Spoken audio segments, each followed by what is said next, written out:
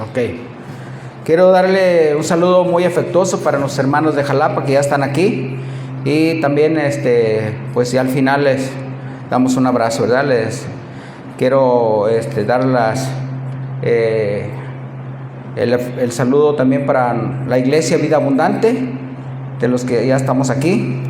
Y mis hermanos, hoy quiero iniciar este primer servicio haciendo una pequeña remembranza, un pequeño recuerdo con algunas preguntas de lo que hemos estado estudiando durante este estudio que es la introducción a la Biblia, que es un panorama de toda la Biblia.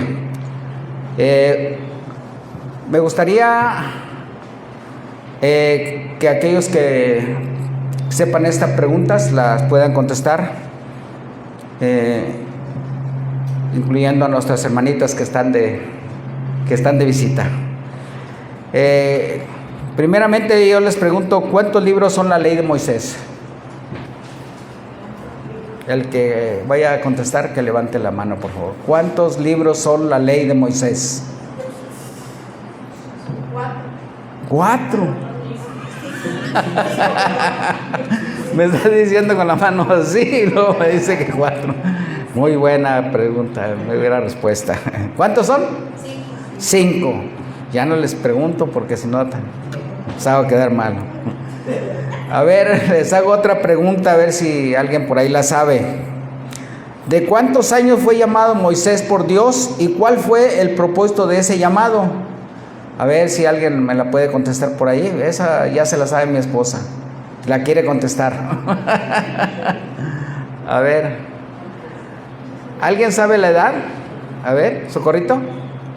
La edad en que fue llamado Moisés y cuál fue el propósito de ese llamado.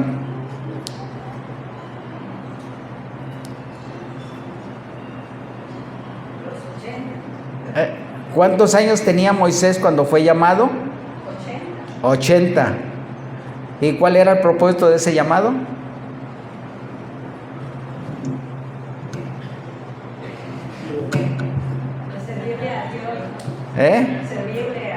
Bueno, pero específicamente ya sabemos. Exactamente, ¿verdad? Recordemos que estuvimos estudiando que él estuvo 40 años como nieto del faraón, ¿verdad? Como hijo del faraón, y después se fue 40 años a la tierra de Ur y de ahí fue llamado por Dios. Entonces cuando regresa a Egipto, ¿cuántos años tenía? 80 años. ¿Y el propósito del llamado de Moisés cuál era? Sacar al pueblo de la esclavitud, exactamente. Así que para que vayamos recordando, ¿verdad?, las cosas que ya hemos visto. ¿Cuál fue el propósito del llamado de Caleb? Porque después de Moisés queda Josué. Queda Josué. ¿Cuál fue el propósito del llamado de Josué?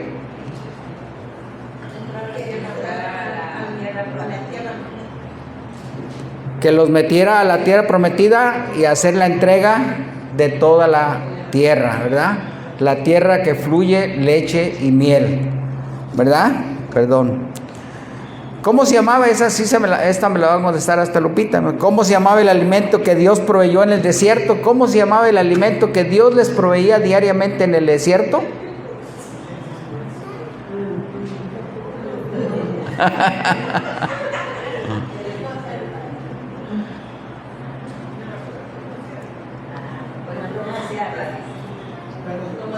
Como el grupo musical. El maná, no el Acapulco tropical. El maná, exactamente. Ahí va otra pregunta. ¿Cómo se llama quién fue el primer ser creado por Dios que pecó? ¿Quién fue el primer ser creado por Dios que pecó? Satanás. Perfecto, eso sí. Ay, mi esposa. Ya nomás está levantando la mano, ella sabe todo. En el tiempo de los jueces, ¿Cuál era la expresión que más se utilizaba, que quedó registrada en la Biblia? En el tiempo de los jueces había una expresión que se repetía constantemente. ¿Cuál era esa expresión? Cada quien hacía lo que bien le parecía. Ándele, cada quien hacía lo que bien les parecía, así es. ¿Quién fue la mujer pagana que Dios utilizó para sus propósitos? Porque vimos un libro de una mujer. ¿Quién fue esa mujer? Está también en uno de los libros. Ahí está ya lo... ¿Quién fue? Ruth, la moabita, ¿verdad? Así que fue la que Dios utilizó con propósitos específicos, ¿verdad? De ella vendría también el rey David, ¿verdad? La descendencia, ¿verdad? ¿Quién fue el primer rey del pueblo hebreo y quién lo eligió? ¿Quién fue el primer rey del pueblo hebreo y quién lo eligió? Saúl, pero ¿quién lo eligió?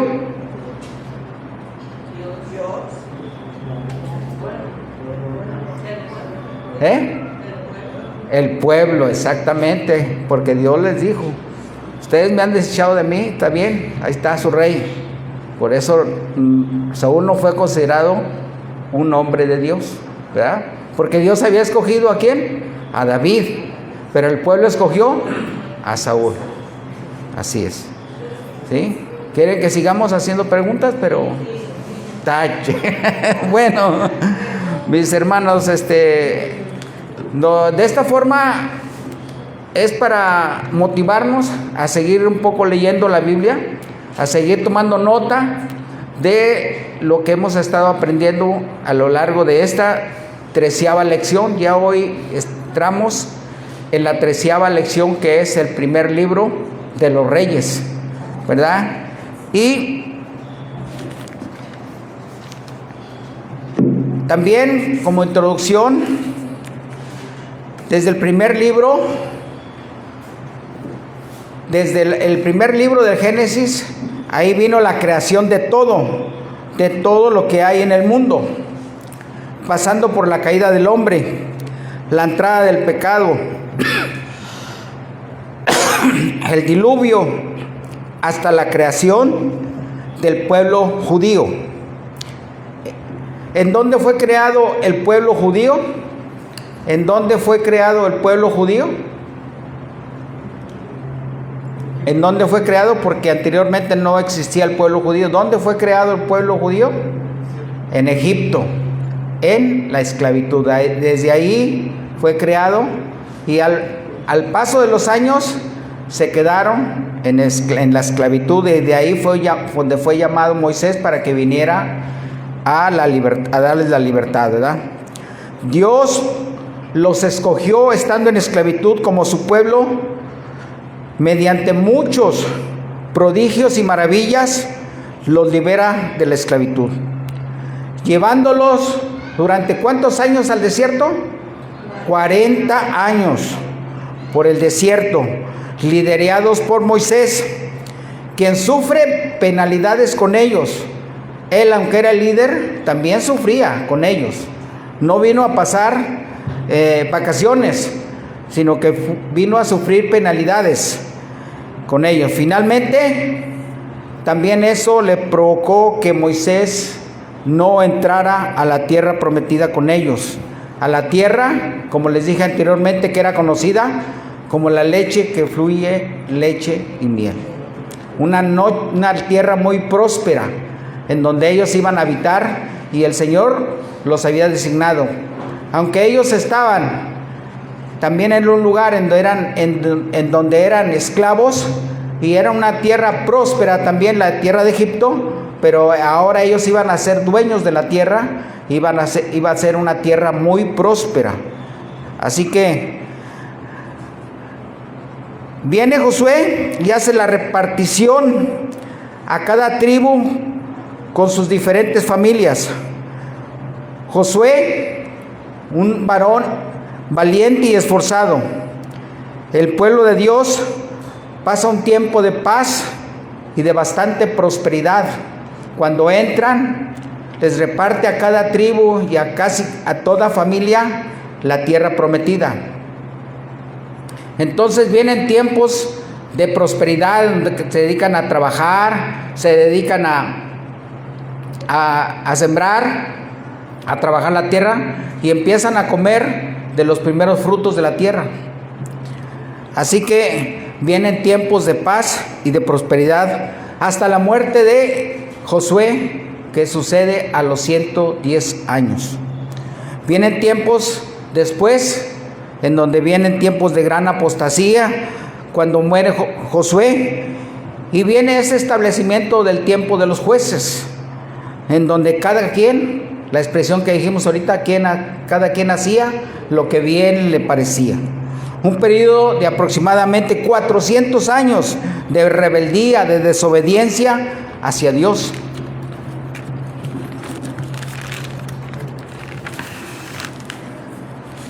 Después entramos en los 2 primeros libros de Samuel, en donde inicia otro periodo que se llamaba el periodo de la monarquía, en donde ya dijimos que ellos escogieron a su primer rey, a Saúl. Dios escogió al segundo rey, David, y aquí inicia lo que se llama el reinado, la monarquía. También con el rey David inician tiempos de paz y de prosperidad.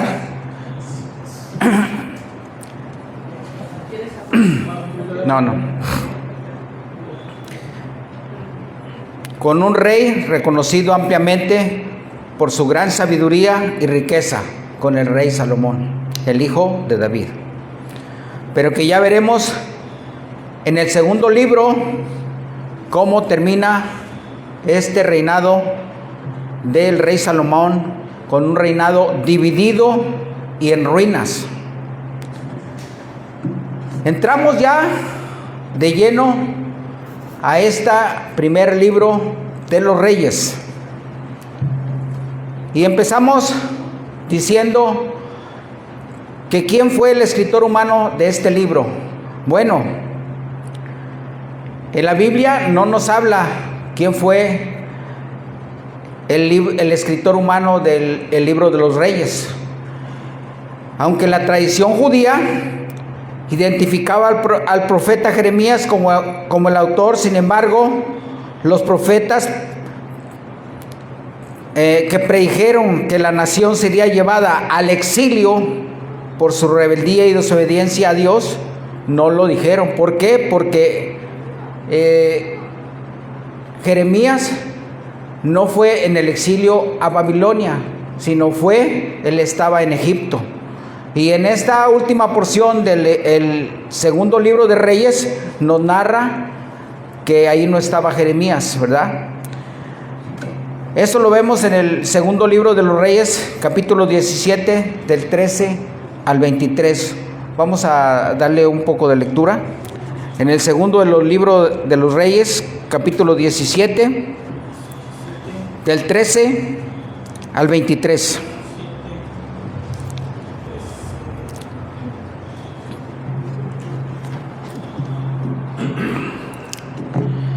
Dice así, ahí síganlo, ahí va a estar en la pantalla.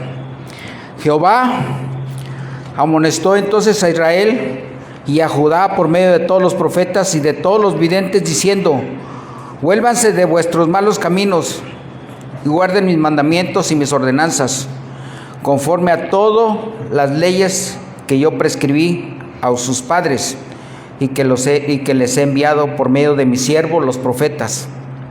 Mas ellos no obedecieron. Antes, ¿qué hicieron? Endurecieron su cerviz como la cerviz de sus padres, los cuales no creyeron en Jehová su Dios, y desecharon sus estatutos y el pacto que él había hecho con sus padres y los testimonios que él había prescrito a ellos, y siguieron la vanidad y se hicieron vanos y fueron en pos de las naciones que estaban alrededor de ellos, de las cuales Jehová les había mandado que no hiciesen a la manera de ellas.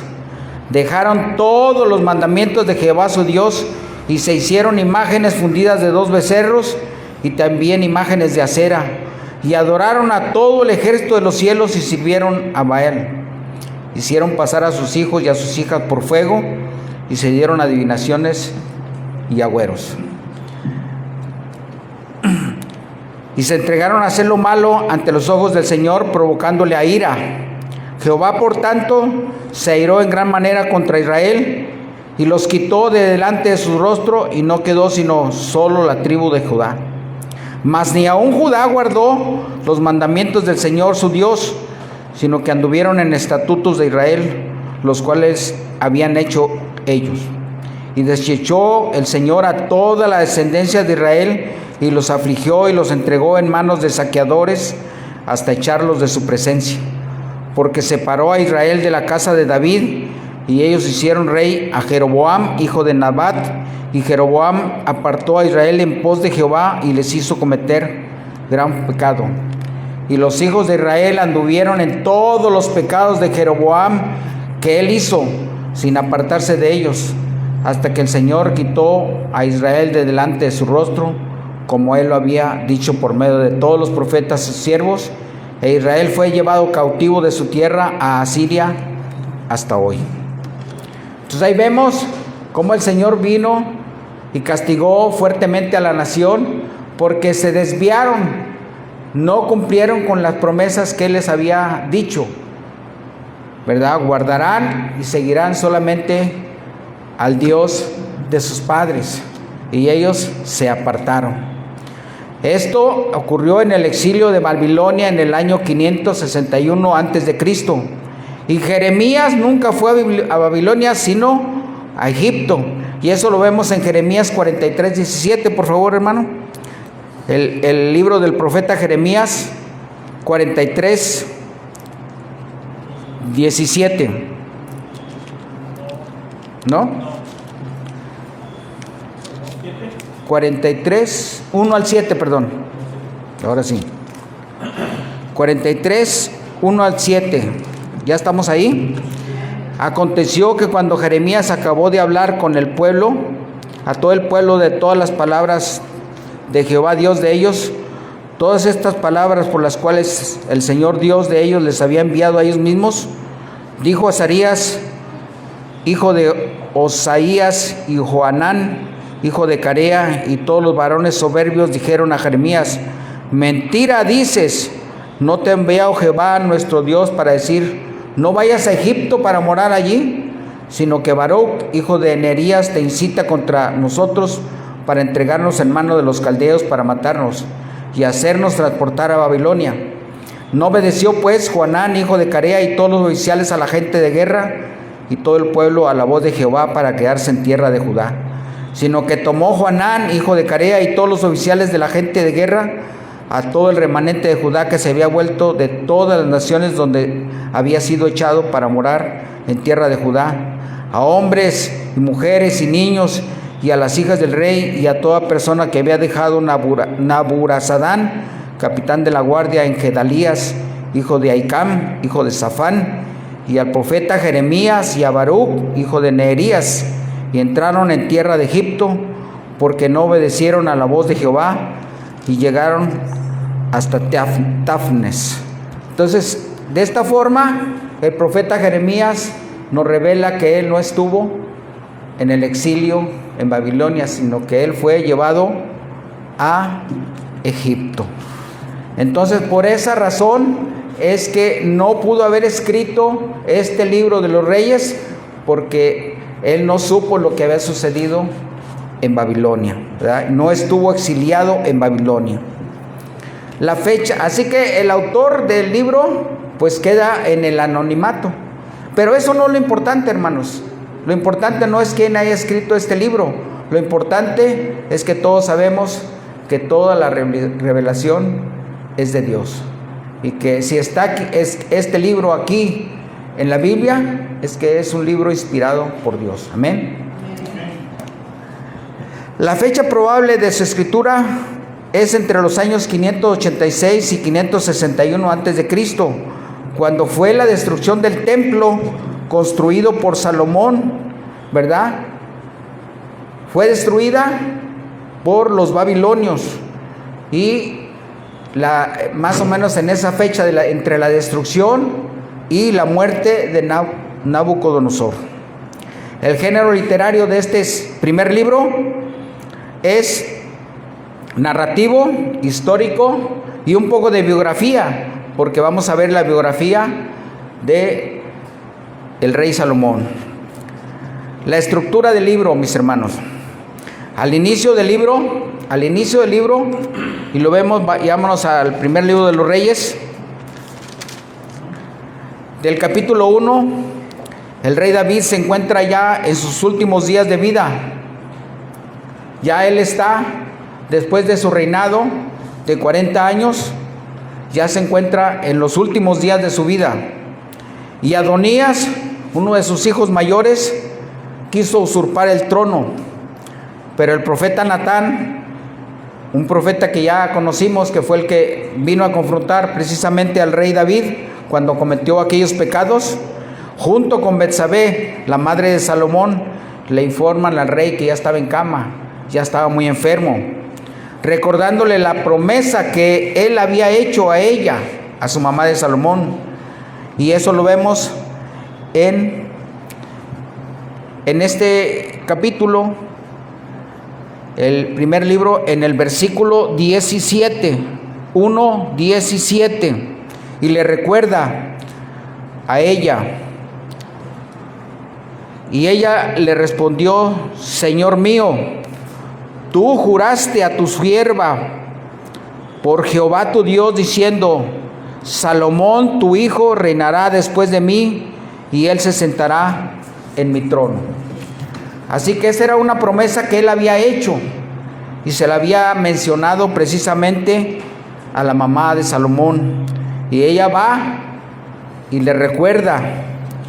Así que David inmediatamente les hace la indicación que manden traer a Salomón y lo proclaman rey del reino unificado de Israel. Así que a partir de este capítulo, del capítulo 1 y hasta el capítulo 11, estos 11 capítulos en este libro describe la época dorada del reinado de Salomón, cuando gobernó con la gran sabiduría que el Señor le había otorgado a Salomón. Acordémonos que Salomón no pidió riquezas, no pidió largura de días, no pidió nada, simplemente él pidió sabiduría para guiar al pueblo, y el Señor se la otorgó. Sin embargo, Salomón neciamente cayó en las trampas que a veces caemos los hombres, ¿verdad? Cuando Dios no está con nosotros. Las trampas del poder, que cuando alguna persona llega al poder, primeramente el poder, el amor al poder, uno de los grandes enemigos del hombre, al multiplicar sus caballos, y eso lo vemos ya en el capítulo 10.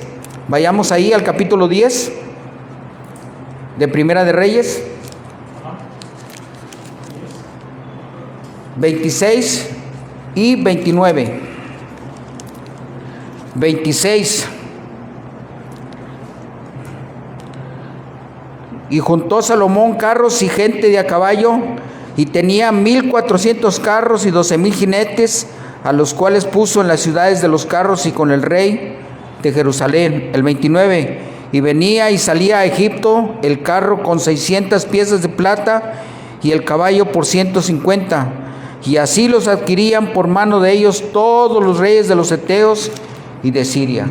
Entonces se dedicó a hacer grandes negocios con los caballos, que eran grandes caballos pura sangre. Por eso pasó el tiempo y los caballos árabes tenían un gran prestigio. Pero no solamente fue el amor al poder, sino el amor al placer, al multiplicar sus esposas y concubinas. Vayamos al capítulo 11, versículo 3, por favor.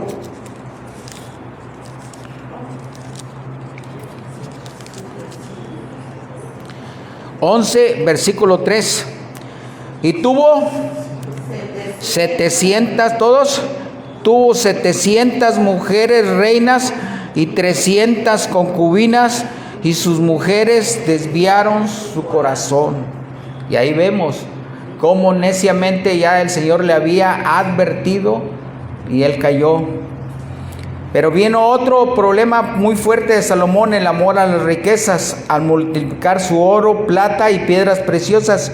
Y ahí mismo lo vemos en el capítulo 10, del 23 al 25. Del 23 al 25. Y así excedía el rey Salomón a todos los reyes de la tierra en riquezas y en sabiduría. Toda la tierra procuraba ver la cara de Salomón para oír la sabiduría que Dios había puesto en su corazón. Y todos le llevaban cada año sus presentes, alhajas de oro y de plata, vestidos, armas, especias aromáticas, caballos y mulos. Así que se hizo Salomón inmensamente rico, pero él, esas situaciones lo desviaron totalmente del Señor. Como resultado, el Señor estaba muy enojado con Salomón porque su corazón se había apartado totalmente de Israel. Salomón hizo lo malo ante los ojos del Señor y no siguió al Señor tan cumplidamente como lo había hecho su padre David. Una frase que tristemente se repetirá al nombrar posteriormente a los reyes. Cuando Salomón murió, en el capítulo 11 también, del 41 al 43, por favor, su hijo, 41 al 43, los demás hechos de Salomón y todo lo que hizo y su sabiduría, ¿no está escrito en los libros de los hechos de Salomón? Los días que Salomón reinó en Jerusalén sobre todo Israel fueron 40 años, y durmió Salomón con sus padres y fue sepultado en la ciudad de su padre David, y reinó en su lugar Roboam, su hijo. Su hijo Roboam prometió seguir con la política de altos impuestos de su padre para acumular aún más riqueza. No se conformaron. Su padre era inmensamente rico y tenían mucho dinero. Sin embargo, su hijo quería más. Se volvió eso ya una ambición. Como consecuencia de esto, el reino se dividió en dos reinos. El resto del libro, desde el capítulo 12 hasta terminar, e inclusive lo vamos a ver en el segundo libro de los Reyes, describe, vamos a escuchar la descripción del reinado de 19 reyes en el norte, en Israel, y 19 reyes más una reina en el sur, en Judá. Es también esta la razón principal por lo que la Biblia hebrea aparece como un solo libro, porque en la Biblia hebrea no existe primer libro de Reyes ni segundo libro de Reyes, sino que aparece todo como un solo libro. Esta es una de las razones principales. ¿Por qué? Porque se desviaron completamente todos los demás reyes.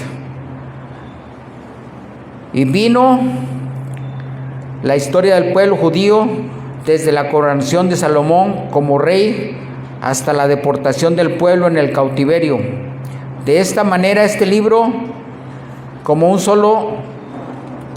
solo, rastrea la historia de dos conjuntos de reyes y dos naciones completamente divididas, diferentes, pero ambos, los que reinaban en ese momento, los dos reyes, desobedientes e indiferentes a la ley de Dios, la palabra de sus profetas, de acuerdo como había sido profetizado. El escritor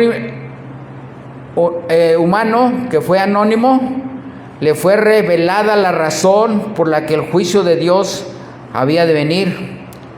El Señor requería obediencia a su palabra y a todos sus mandamientos por parte de los reyes y recibirían bendiciones. La desobediencia, ¿qué haría? Los llevaría a el exilio, los llevaría al castigo. Y eso lo vemos en Primera de Reyes 9, del 3 al 9, por favor. 9, del 3 al 9. Síganme con su mirada, por favor. Y le dijo Jehová: yo he oído tu oración y tu ruego que has hecho en mi presencia.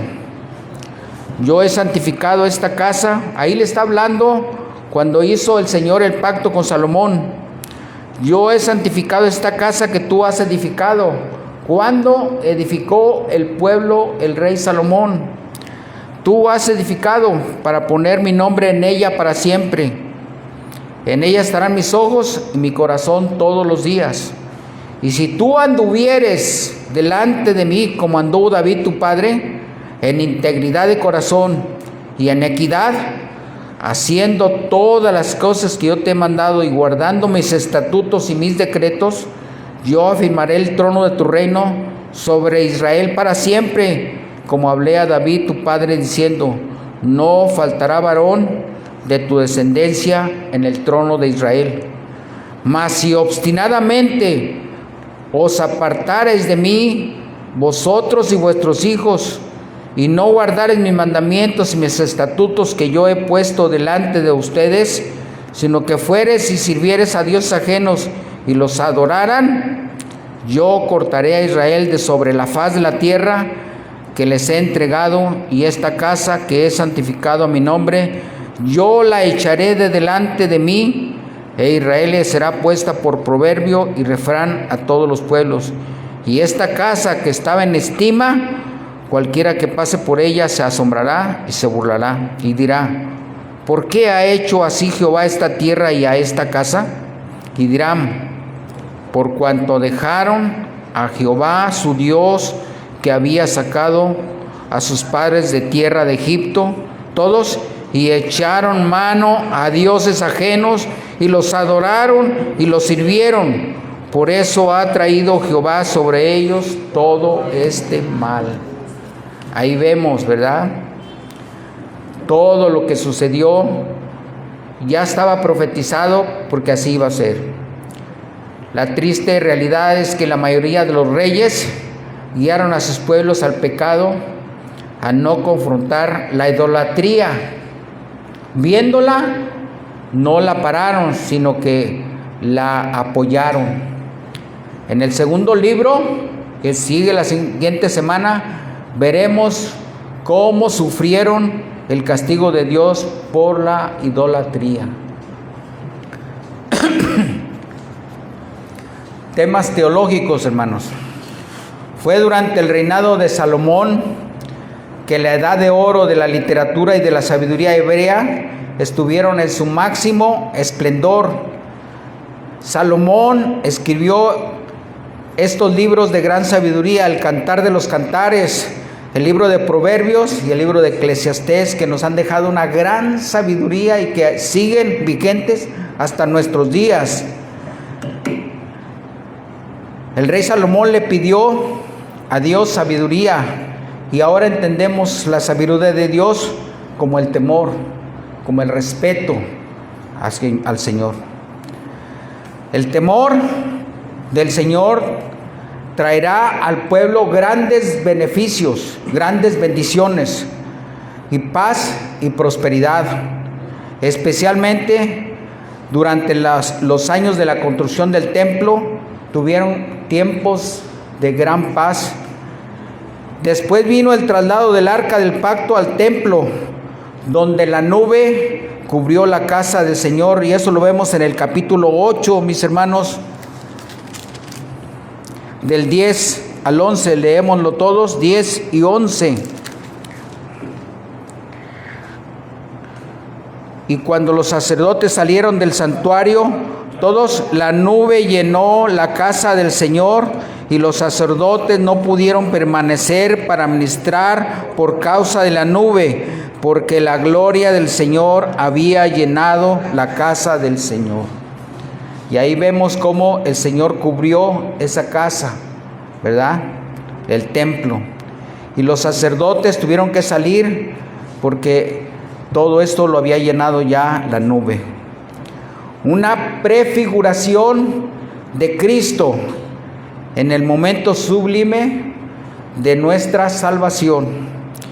El profeta Elías, otra prefigura de Cristo, al cual Dios le permitió hacer cosas milagrosas a fin de probar que era un hombre de Dios.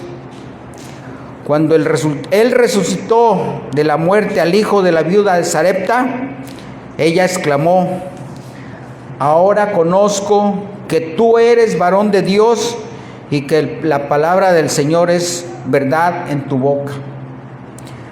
Elías fue un gran profeta de Dios y también es otra prefigura de la presencia de Cristo en la tierra. El escritor humano nos muestra que la nación hebrea ha dependido siempre desde su nacimiento en Egipto, donde fue creado el pueblo en la esclavitud, de la fidelidad de Dios siempre, y que todos los males que han venido sobre Israel son efecto de su desobediencia y de su infidelidad. Así nos ha enseñado siempre la historia del pueblo.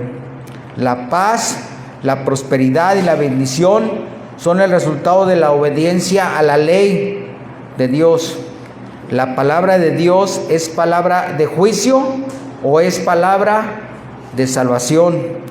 Según cada uno de nosotros cumplamos y seamos fieles al pacto de Dios con el pueblo. En aquel entonces lo estamos viendo porque eso no ha perdido vigencia. Según como cada uno de nosotros seamos obedientes y seamos fieles a la palabra, Él nos bendecirá y nos traerá paz sobre todo. A veces esperamos prosperidad, pero no siempre la prosperidad significa economía, significa paz y tranquilidad en nuestras vidas. Sin embargo, Dios no permitió el aniquilamiento completo del pueblo, según porque había un pacto con el rey David. En el Mesías habrá una salvación gloriosa. Ese era un pacto que el Señor ya había hecho con David. Para terminar, hermanos, vayamos a leer un pasaje como reflexión. Vayamos a Primera de Reyes 12, del 1 al 11, por favor.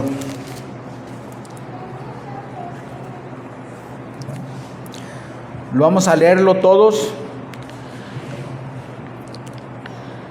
Síganme con ahí, con la mirada, y lo vamos leyendo ahí. Dice del 1 al 11. Roboam fue a Siquem porque todo Israel había venido a Siquem para hacerle rey. Y aconteció que cuando lo oyó Jeroboam, hijo de Nabat, que aún estaba en Egipto, a donde había huido de delante del rey Salomón y habitaba en Egipto, enviaron a llamarle. Vino pues Jeroboam y toda la congregación de Israel y hablaron a Roboam diciendo: tu padre agravó nuestro yugo, mas ahora disminuye tú algo de la dura servidumbre de tu padre y del yugo pesado que puso sobre nosotros, y te serviremos.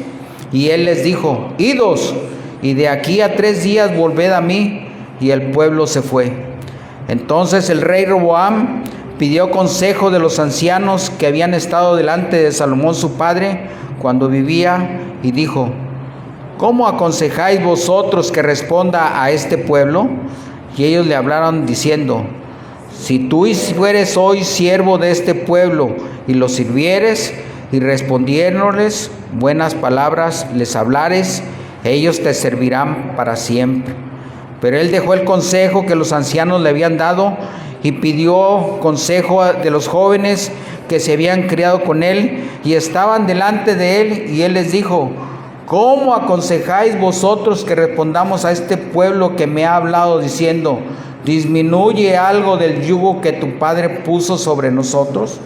Entonces los jóvenes que se habían criado con él le respondieron diciendo: así hablarás a este pueblo que te ha dicho estas palabras: tu padre agravó nuestro yugo, mas tú disminúyenos en algo. Así les hablarás: el menor dedo de los míos es más grueso que los lomos de mi padre. Ahora pues mi padre os cargó de pesado yugo, mas yo añadiré a vuestro yugo. Mi padre os castigó con azotes, mas yo os castigaré con escorpiones. Este pasaje lo hice leer para que cada uno de nosotros aprendamos de esta experiencia. Roboam ya estaba en el trono, ya su padre había muerto, y él estaba dispuesto a reconocerlo, ¿verdad? Y estaba reunida toda la congregación, dice ahí en el versículo 3, dice: y toda la congregación de Israel, y hablaron a Roboam. Ahí estaba toda la congregación, todo el pueblo. Y en el versículo 4 dice: y tu padre agravó nuestro yugo, mas ahora disminuye tú en algo la dura servidumbre. ¿Realmente este rey Roboam necesitaba dinero? Todo se lo había dejado su papá, le había dejado grandes riquezas. Y aquí vemos cómo Salomón ya les cobraba desde antes de morir mucho dinero de impuestos.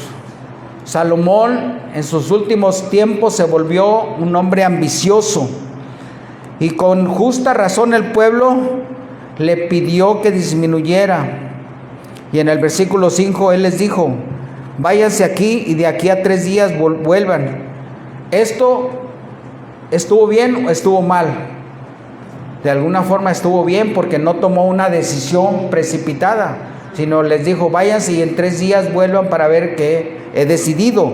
Esto estuvo bien, porque no debemos de tomar decisiones apresuradas. En el versículo 6, tampoco está mal pedir el consejo de los ancianos. Pero ¿qué pasó? Él dejó el consejo de los ancianos y tomó el consejo de los jóvenes que se habían criado con él, que eran de su misma edad, que se habían educado con él. En el versículo 10 dice: los cuales le aconsejaron que endureciera el yugo con escorpiones. O sea, que no les bajara, al contrario, los castigara más. Normalmente, mis hermanos, para tomar decisiones determinantes en nuestra vida, en ocasiones tomamos el consejo de personas con experiencia o sin experiencia. Pero si se dan cuenta, pero sin tomar en cuenta a Dios, que es lo más importante. A Dios, ¿qué hacemos? ¿Lo dejamos hasta el último o simplemente lo excluimos? Le voy a pedir el consejo a esta persona que es mayor, o le voy a pedir el consejo a esta persona que es de la misma edad, a ver qué haría él. Y a Dios no lo tomamos en cuenta.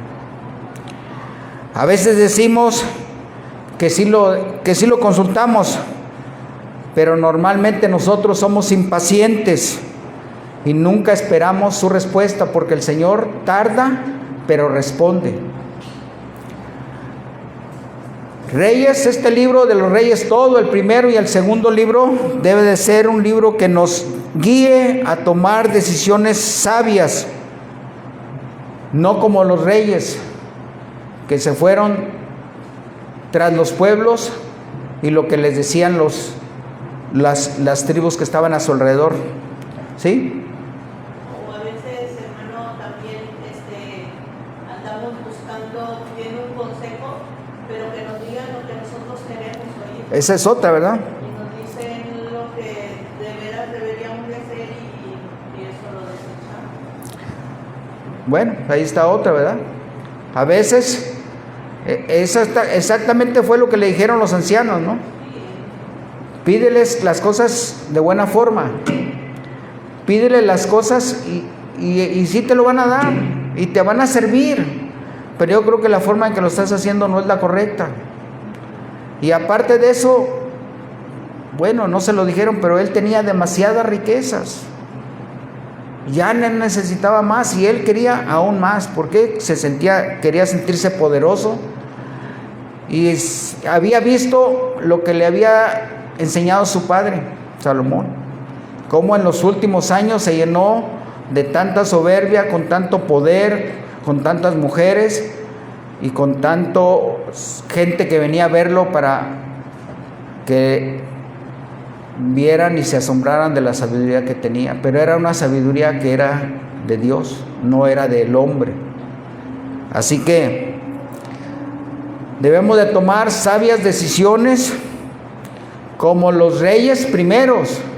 Cuando cometamos algún pecado o algún error, vayamos en arrepentimiento como lo hizo David. Esa es la diferencia muchas veces, porque también David pecó, pero él siempre iba, y cuando era confrontado, como cuando fue confrontado por el profeta Natán, él se arrepintió, siguió siendo pecador. Y la Biblia nos dice que todos somos pecadores, pero que tenemos que venir en arrepentimiento continuo, porque ciertamente todos los días pecamos. Y no debe de ser como esos reyes que en lugar de hacer lo bueno, hicieron lo malo. ¿Y qué es hacer lo bueno? Pues siempre buscar a Dios, poner a Dios en primer lugar antes de que cualquier cosa, y esperar la respuesta, porque la respuesta del Señor tarda, pero llega. Cuando Él ve nuestro corazón, cómo lo estamos haciendo de una forma sincera, de una forma con fidelidad y con obediencia. Así cada uno de nosotros debemos considerar a Dios para cada decisión que debamos tomar y ser pacientes para esperar su respuesta, porque nosotros queremos que la respuesta llegue ya, aunque a veces esa respuesta tarde, y muchas de las veces la respuesta no es lo que nosotros queremos escuchar, sino es otra respuesta que a lo mejor ya nos habían dicho, pero que nosotros no la queríamos escuchar. Y la debemos de aceptar, y no solamente aceptar, sino obedecerla, sea cual sea la respuesta del Señor. Amén. ¿Hay alguna otra respuesta? ¿Hay alguna otra pregunta, mis hermanos? ¿Hay alguna otra pregunta, mis hermanos? La segunda parte es la continuación del libro de los Reyes, porque en aquel entonces fue escrito como un solo libro. Aquí ya vimos más o menos el adelanto. Vamos a ir viendo la historia de todos los 19 reyes de cada uno de los pueblos y cómo hicieron todo lo contrario a lo que Dios les pedía. Amén. Vamos a orar para terminar. Bendito Dios, te damos gracias, Señor, por este momento. Señor, gracias, Señor, por este estudio, Señor, que sea de edificación, Señor, como lo ha sido para mí, Señor. Gracias por todo. Te lo pedimos en el nombre de Cristo. Amén. Gracias a Dios. Vamos a tomarnos unos 10 minutos, mis hermanos, de relax. Apágala.